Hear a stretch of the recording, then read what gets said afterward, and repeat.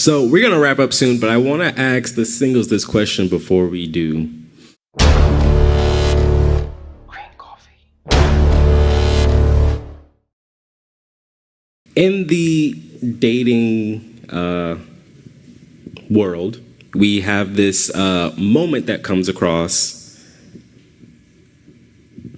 DTR, define the relationship.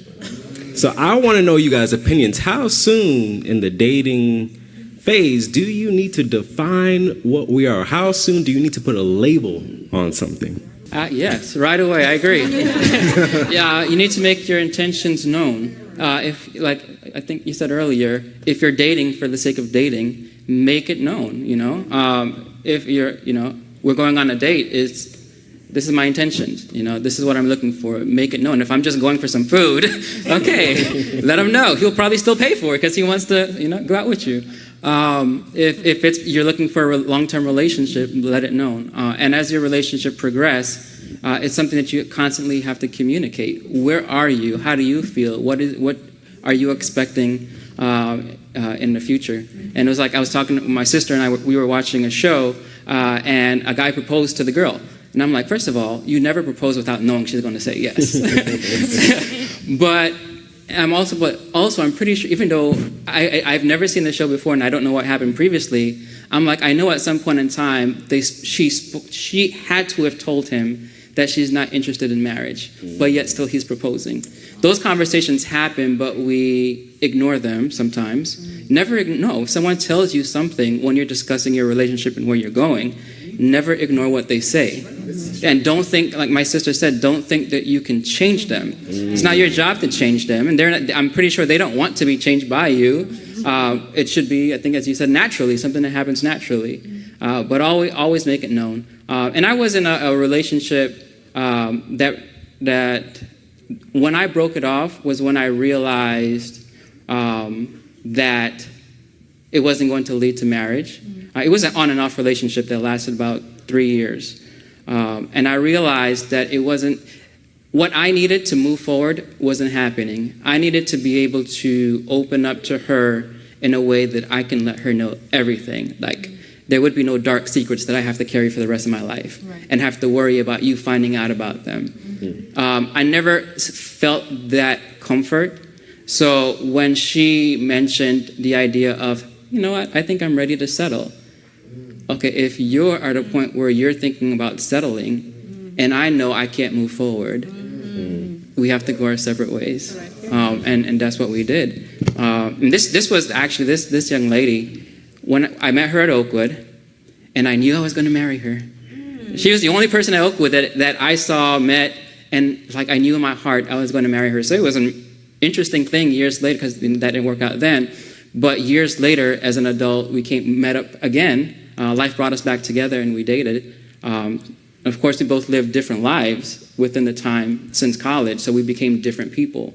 But at that point, even though at college this was the person that I knew was meant for me, having lived my life and her living her life, we were different people. And no, once she realized that she wanted to move to a different level, and I knew I was not, and I didn't see it happening anytime soon, that's when, walk away. So listen to what they say, and as soon as possible, always keep it a discussion in your relationship. One follow-up question there.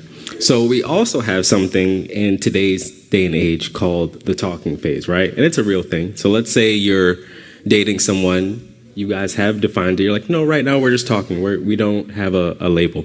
How long do you stay there before you make something official? How long before you become exclusive with someone to say that they are labeled your boyfriend or girlfriend and it's just us, me and you, trying to figure out if we're going to make it or not? I think it's between the two of you. If you're discussing it again, we're dating other people, but if one of you feels like you're ready to move to the other level, you have to make that known. And then once you make it known, it's not to force that person to come to where you're at. It's to find out where they're at. And if they want to continue where we're at this level, now it's up to you. How long are you comfortable staying at this level? And once you become uncomfortable and that person refuses to budge, then you know it's time to go. 7 words or less. Yeah, counting. So that means if you got to count, it's too much. So, what piece of advice would you leave based off of your status? So, as a married, as a single, leave the audience, leave the viewers with one piece of advice. Live your life and find your happiness. Oh, Amen. There we go. I like it. All right.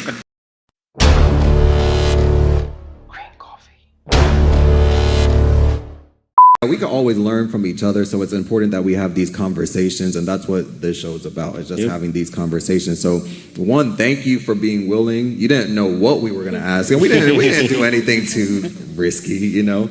I don't know about the next time, but thank you for being willing to share, because I think something about the Christian community is sometimes we're not willing to share, and people end up in the same traps that they didn't have to be because we're not willing to talk. So, you know, from your vulnerability and everybody else's vulnerability, even to our first, season show with Drew and Kay, thank you for the vulnerability of just being willing to talk, you know, so I appreciate that.